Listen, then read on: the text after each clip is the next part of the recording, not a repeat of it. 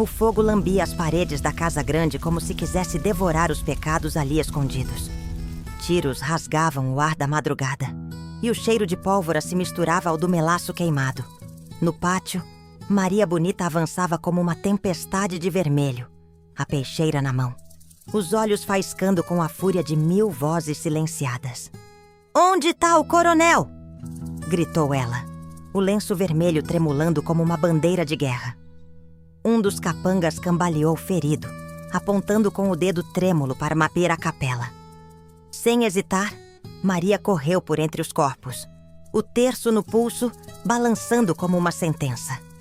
A porta da capela rangeu ao se abrir, e ali estava ele, ajoelhado com o terço nas mãos sujas de sangue.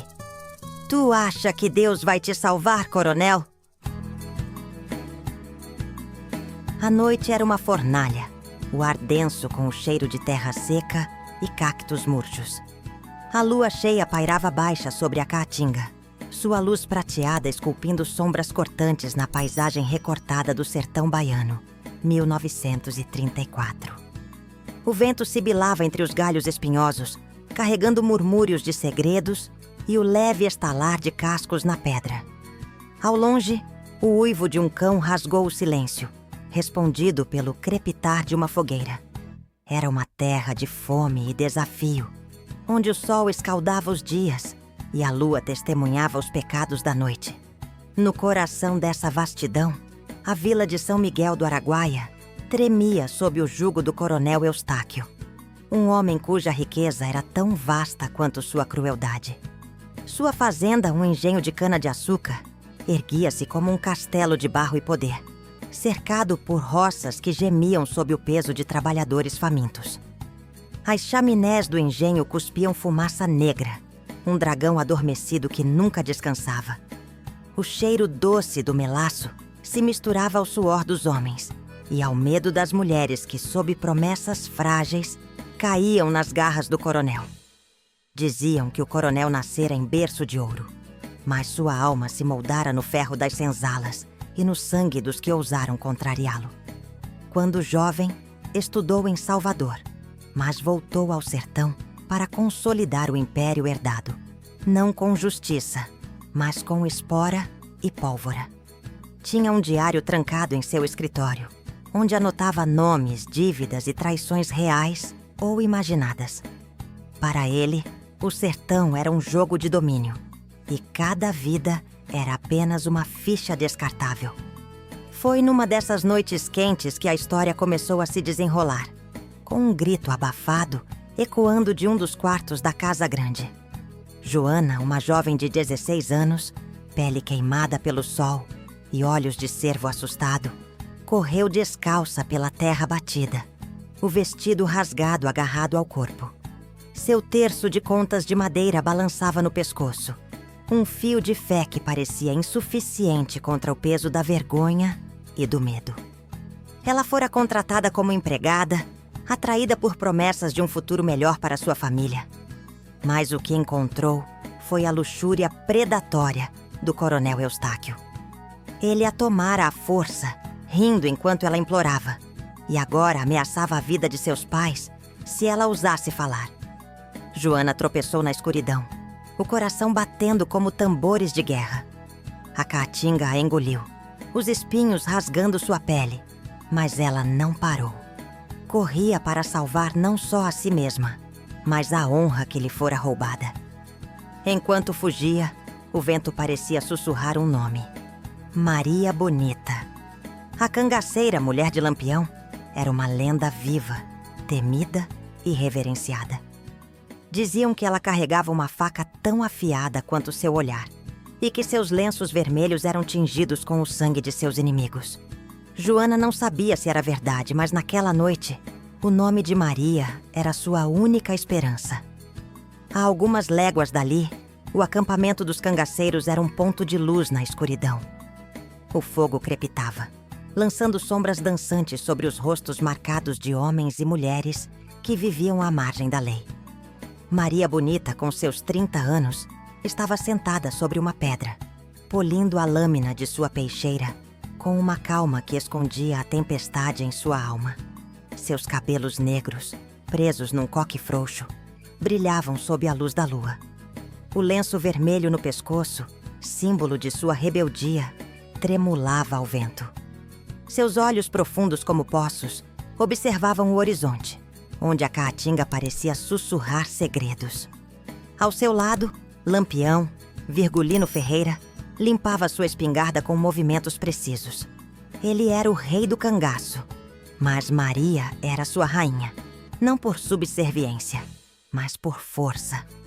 Ela não era apenas a mulher de Lampião, era sua estrategista, sua confidente, a mente por trás de muitos dos golpes que fizeram o sertão tremer. Mas naquela noite, Maria estava inquieta. Sonhara com uma cruz partida ao meio, e o presságio pesava em seu peito como uma pedra. "Tu tá com o olhar longe, Maria", disse Lampião, sem erguer os olhos da arma. Sua voz era rouca, carregada de sertão. "O que tá te roendo?" Ela não respondeu de imediato. Seus dedos apertaram o cabo da peixeira, e o terço que sempre carregava no bolso pareceu queimar contra sua coxa. "É a terra, Virgulino", disse por fim. "Ela tá falando. Tem sangue novo sendo derramado por aí." Lampião riu, um som seco como gravetos quebrando. "Sangue é o que não falta no sertão. Tu sabe disso." Mas Maria não riu. Seus olhos captaram um movimento na escuridão, um vulto que tropeçava entre os arbustos. Ela se levantou, a mão na arma, o corpo tenso como um jaguar pronto para o bote. "Tem alguém vindo", murmurou. Os cangaceiros se ergueram, espingardas em punho, o silêncio cortado apenas pelo crepitar do fogo. Foi então que Joana surgiu, cambaleante, o rosto molhado de lágrimas e sangue. Ela caiu de joelhos diante de Maria, as mãos agarrando a saia da cangaceira, como quem se agarra à salvação. "Pelo amor de Deus, me ajuda", soluçou. "O coronel, ele me..." Maria não precisou ouvir o resto. Seus olhos encontraram os de Joana, e ali viu o reflexo de sua própria juventude, de uma Maria que também já fora ferida por homens que se achavam donos do mundo. A fúria acendeu em seu peito, mas sua voz saiu calma, quase maternal. "Levanta, menina. Conta tudo." Joana, tremendo, relatou a violência, as ameaças, o peso do poder do coronel Eustáquio. Cada palavra era uma faca cravada no coração de Maria, que ouvia em silêncio, os dedos apertando o terço no bolso. Quando a jovem terminou, o acampamento estava mudo, o ar pesado como antes de uma tempestade. Lampião cuspiu no chão, o rosto endurecido. "Coronel, filho da mãe. Esses homens acham que o sertão é o quintal deles." Maria se levantou, o lenço vermelho parecendo brilhar sob a lua. "Não é só o sertão, Virgulino. É o sangue de quem não tem voz." Ela olhou para Joana, que ainda tremia, e depois para os cangaceiros, que aguardavam suas ordens. "Ninguém toca numa mulher e sai impune. Não enquanto eu viver." A decisão estava tomada. Maria Bonita não se omitiria. O coronel Eustáquio pagaria não apenas por Joana, mas por todas as mulheres que ele, e homens como ele, haviam destruído. O plano ainda não estava claro, mas a semente do conflito havia sido plantada. O vento soprou mais forte, como se a própria caatinga aprovasse. A lua, testemunha silenciosa, parecia brilhar com mais força, iluminando o caminho para a justiça. O acampamento se agitou. As espingardas foram polidas, os cavalos preparados. Maria, com o terço na mão, olhou para o céu e murmurou uma prece, não por perdão, mas por força. A tensão crescia, um pressentimento de que algo grande, algo irreversível, estava para acontecer.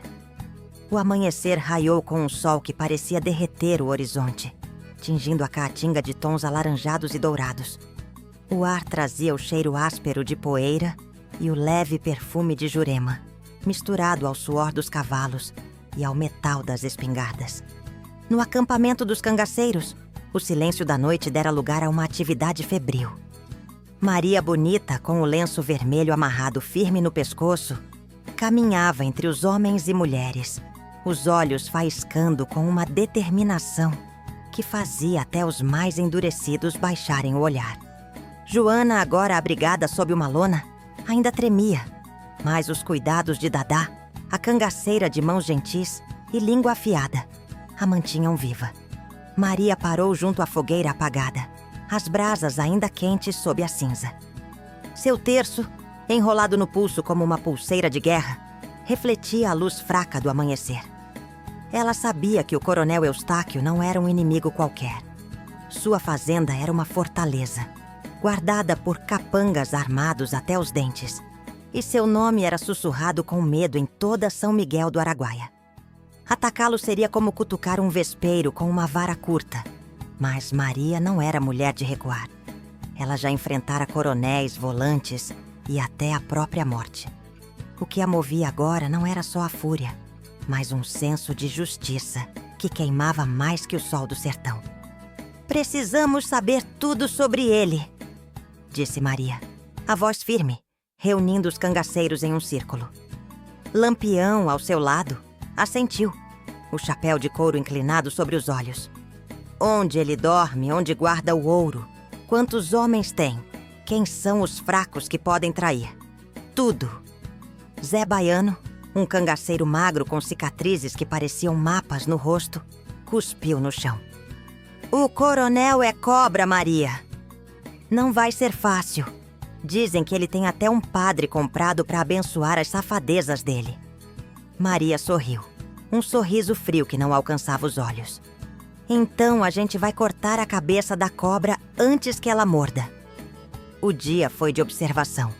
Maria, Lampião e 2 outros cangaceiros, Corisco e Volta Seca, cavalgaram até as proximidades da fazenda do coronel.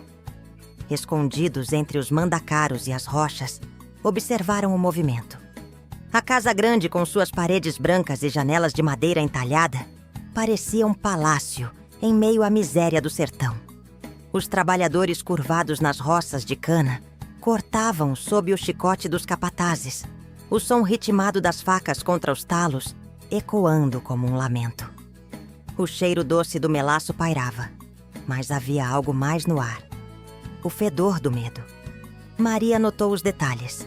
Os capangas armados patrulhando o perímetro, o armazém onde o ouro e as joias eram guardados, a capela onde o coronel rezava suas missas hipócritas. Seus olhos, porém, foram atraídos por uma figura pequena, uma mulher idosa que varria o quintal da casa grande. Seu rosto era sulcado como a terra rachada, e ela carregava um terço idêntico ao de Maria, as contas gastas pelo tempo. "Aquela ali", murmurou Maria. "Ela sabe mais do que deixa transparecer." Ao cair da noite, Maria voltou ao acampamento com um plano tomando forma em sua mente. Ela reuniu os cangaceiros e Joana, que apesar do medo, insistiu em participar. "Quero ver ele pagar", disse a jovem, a voz tremendo, mas os olhos firmes. Maria a olhou com um misto de orgulho e pesar. "Tu vai ver, menina, mas agora tu escuta." O plano era simples, mas ousado. Eles atacariam a fazenda ao amanhecer, quando os capangas estariam cansados da vigília noturna. Maria lideraria um grupo para distrair os guardas, enquanto Lampião e Corisco invadiriam o armazém para tomar o ouro e as joias. O dinheiro seria entregue à família de Joana para que comprassem terras próprias e escapassem do jugo dos coronéis. Mas havia um risco. O coronel Eustáquio era conhecido por sua crueldade. Se o plano falhasse, o sangue dos cangaceiros regaria a caatinga. Naquela noite, Maria procurou a rezadeira do acampamento, Dona Aninha, uma mulher de olhos leitosos que dizia falar com os santos. Sentadas sob um juazeiro, com o vento carregando o cheiro de terra úmida, Maria pediu uma bênção. "Tá com medo, filha?" perguntou Aninha, os dedos ossudos segurando o terço de Maria. "Medo não", respondeu Maria, mas sua voz traiu uma sombra de dúvida. "É que... e se a gente virar pior que ele? E se a justiça virar vingança? Aninha sorriu, os dentes faltando como estrelas apagadas. O sertão não perdoa, Maria, mas ele também não esquece. Faz o que tua alma manda, mas não deixa ela se perder. Ela entregou a Maria uma pequena cruz de madeira, entalhada com símbolos que pareciam dançar à luz do fogo. Guarda isso. Quando a hora chegar, tu vais saber o que fazer. Ao sair da tenda de Dona Aninha, Maria sentiu o calor do sol mordendo sua pele. Mas algo a fez parar. Entre as pedras secas, uma flor de mandacaru brilhava branca como um milagre. Aberta em pleno meio-dia, desafiava o impossível. Maria ajoelhou-se diante dela, sem tocá-la, apenas observando. Tem beleza até no espinho, murmurou. E ali sentiu que o sertão também sabia florescer após a dor. Guardou essa imagem no fundo da alma, como outro símbolo de força. Maria guardou a cruz no bolso, junto ao terço, sentindo o peso de ambos como um lembrete de sua humanidade. O plano estava traçado, mas a tensão crescia. O vento soprou mais forte, como se a caatinga estivesse inquieta. E um uivo distante ecoou, talvez um cão, talvez um aviso. No céu, a lua cheia observava, impassível, enquanto os cangaceiros afiavam suas armas e seus corações. Ao amanhecer, tudo estaria em jogo. Maria olhou para Joana, que dormia encolhida sob a lona, e prometeu a si mesma que a jovem teria justiça. Mas, no fundo de sua alma, uma voz sussurrava. E se o preço for alto demais? O amanhecer rasgou o céu com um vermelho feroz, como se o próprio sertão sangrasse em antecipação. O ar estava pesado, carregado com o cheiro de terra úmida e o doce pegajoso do melaço que vinha da fazenda do coronel Eustáquio.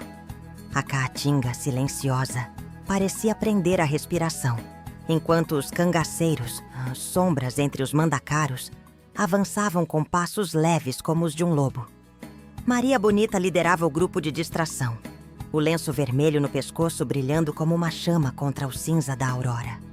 Sua peixeira, embainhada na cintura, batia contra a coxa, e o terço no bolso parecia pulsar com uma energia própria. Ao seu lado, Dadá e Volta Seca carregavam espingardas, os rostos endurecidos, mas os olhos atentos a cada gesto de Maria.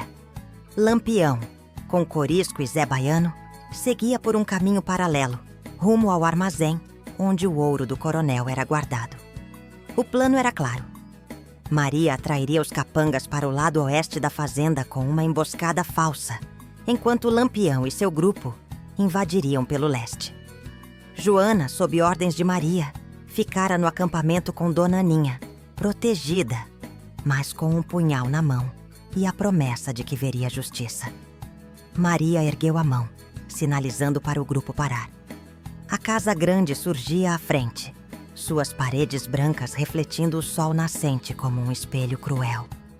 O som ritmado das facas cortando cana havia cessado, substituído pelo ronco dos capangas que patrulhavam o perímetro. Maria contou 6 homens armados, os chapéus de palha tortos, os olhos pesados de sono. Agora! Sussurrou ela, e Volta Seca disparou um tiro para o alto. O som estalou como um trovão, quebrando o silêncio e fazendo os pássaros alçarem voo em pânico. Os capangas gritaram, correndo na direção do disparo. Maria e seu grupo se moveram como espectros, disparando de trás das rochas e recuando rapidamente, atraindo os homens para longe da casa grande. O cheiro de pólvora encheu o ar, misturado ao suor e ao calor que subia do chão.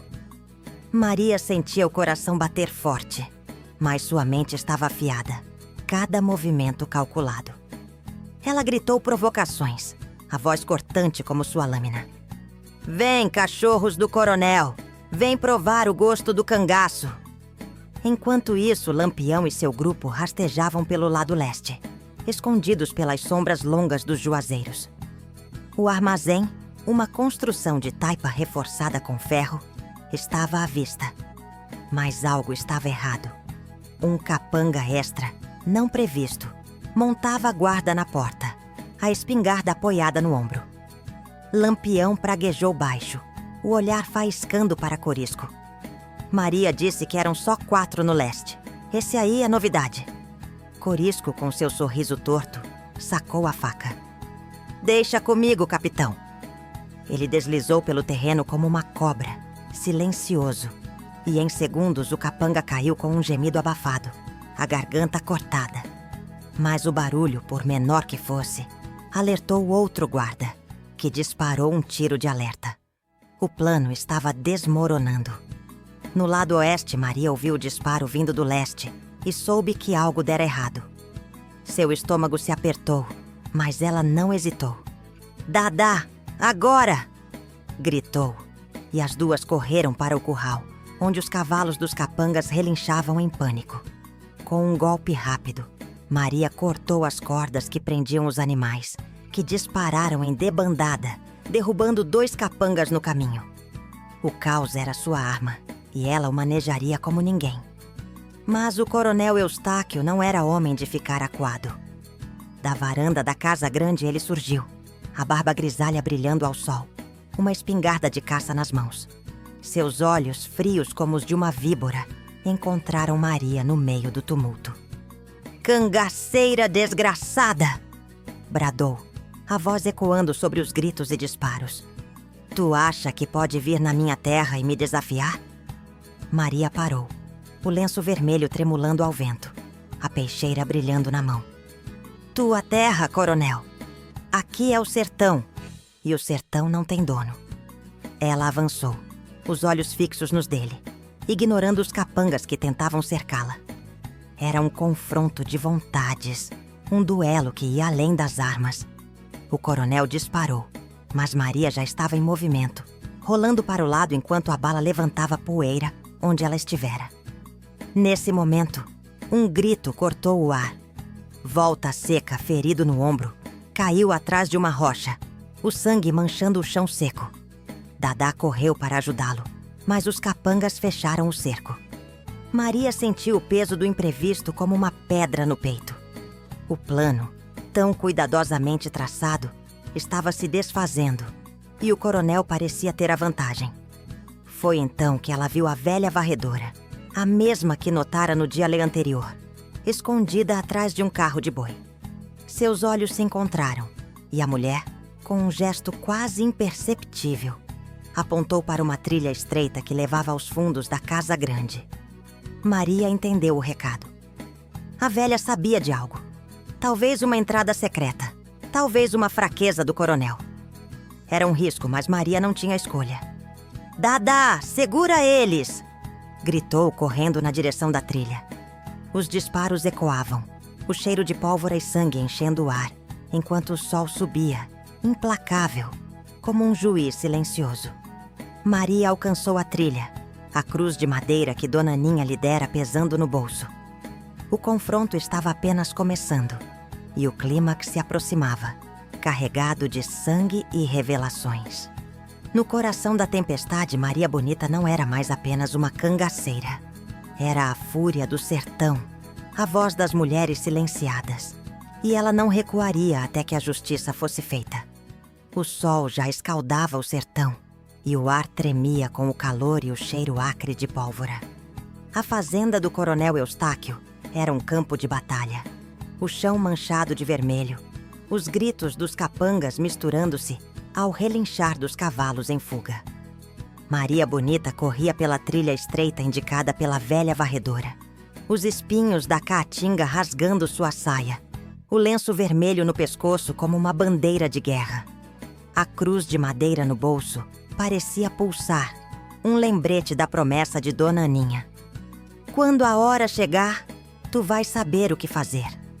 A trilha levou Maria aos fundos da casa grande, onde uma porta de madeira apodrecida, quase invisível entre as trepadeiras, dava acesso ao porão. Ela forçou a entrada, o rangido da madeira abafado pelo caos do confronto lá fora. O interior era escuro, o ar frio e úmido, com o cheiro de mofo e algo mais, o metálico do ouro escondido. Maria avançou, a peixeira na mão, os olhos se ajustando à penumbra. Ali, em caixotes de madeira, estavam as riquezas do coronel. Sacos de moedas, joias reluzentes, correntes de ouro que brilhavam como olhos de serpente. Mas não era só o ouro que ela buscava. Era justiça. Enquanto isso, no pátio da fazenda, Lampião e Corisco haviam invadido o armazém. Mas a resistência dos capangas era feroz. Volta Seca, ferido, lutava com uma fúria desesperada, enquanto Dadá cobria os flancos, disparando com precisão mortal. Lampião, com o rosto manchado de poeira e sangue, gritava ordens, mas o coronel Eustáquio, ainda na varanda, parecia intocável, protegido por seus homens e pela aura de poder que o cercava. "Vocês vão morrer como ratos!" Ele rugiu, disparando sua espingarda contra os cangaceiros. Maria, no porão, ouviu os ecos do confronto.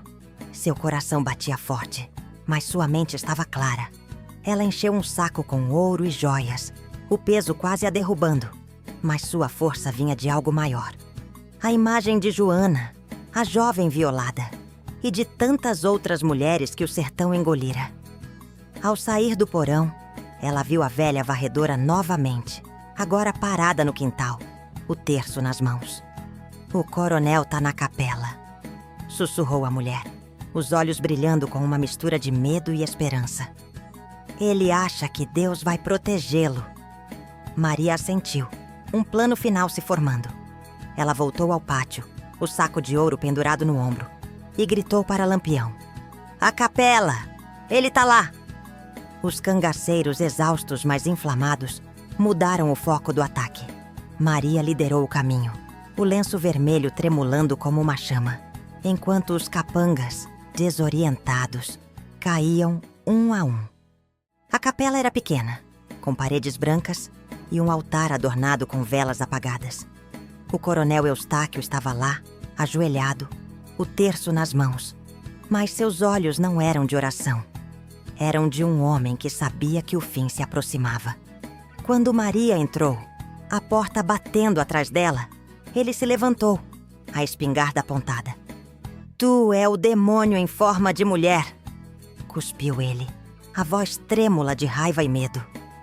Maria sorriu, a peixeira brilhando à luz fraca que entrava pelas janelas. "Não, coronel. Eu sou o sertão cobrando o que tu deve." Ela avançou, desarmando-o com um movimento rápido, a arma caindo com um baque no chão de terra. Quando Maria entrou na capela e desarmou o coronel, os olhos dos dois se cruzaram como lâminas. Antes que Lampião e Corisco o amarrassem, ela deu um passo à frente e disse: "Quando eu tinha tua idade, coronel, também gritei por ajuda. O mundo me respondeu com silêncio e poeira. Hoje sou eu que faço barulho por aquelas que foram caladas." O coronel tentou rir, mas a força daquelas palavras o paralisou mais que qualquer peixeira. Lampião e Corisco entraram logo atrás, as espingardas prontas, mas Maria ergueu a mão. "Esse aqui é meu!" O confronto não foi de armas, mas de palavras e olhares. Maria encarou o coronel, a fúria em seus olhos refletindo o peso de cada mulher que ele havia destruído. "Tu acha que teu ouro compra tudo, né? A honra, a vida, o silêncio. Mas hoje tu vai pagar com mais que ouro." Ela jogou o saco de joias aos pés dele, o som das moedas ecoando como um sino fúnebre. "Isso vai para a família da Joana, para que eles nunca mais dependam de canalhas como tu." O coronel riu, um som seco e desesperado. "Tu acha que é santa cangaceira? Tu é tão suja quanto eu." Maria não respondeu. Em vez disso, tirou a cruz de madeira do bolso e a colocou no altar, ao lado das velas apagadas. "Eu não sou santa, coronel, mas também não sou bicho. E tu? Tu é menos que isso." Ela deu um passo atrás, sinalizando para Lampião. O coronel foi amarrado, os olhos arregalados, enquanto os cangaceiros saqueavam o resto de suas riquezas. Mas o momento catártico veio de fora. Os trabalhadores da fazenda, que até então haviam assistido em silêncio, começaram a se reunir. Homens e mulheres com foices e enxadas nas mãos aproximaram-se. os rostos marcados pela fome e pela dor. Uma mulher, com o cabelo grisalho preso num coque, deu um passo à frente. Ele tirou minha filha, disse, a voz firme. E agora a gente vai tomar de volta o que é nosso. Maria olhou para essa multidão, o coração apertado, mas orgulhoso. A justiça não era só dela. Era deles, do sertão, de todos que haviam sofrido sob o jugo do coronel. Ela entregou o saco de ouro à mulher grisalha, que o segurou como se fosse um filho perdido. Dá isso para a família da Joana, disse Maria. E para o resto de vocês, comprem terra, construam uma vida. O sertão não é dos coronéis. O coronel, agora amarrado e humilhado, foi levado para fora da capela. Maria não o matou. Não precisava. A verdadeira justiça era vê-lo despojado de seu poder, sua riqueza redistribuída, sua fazenda tomada pelos que ele explorara.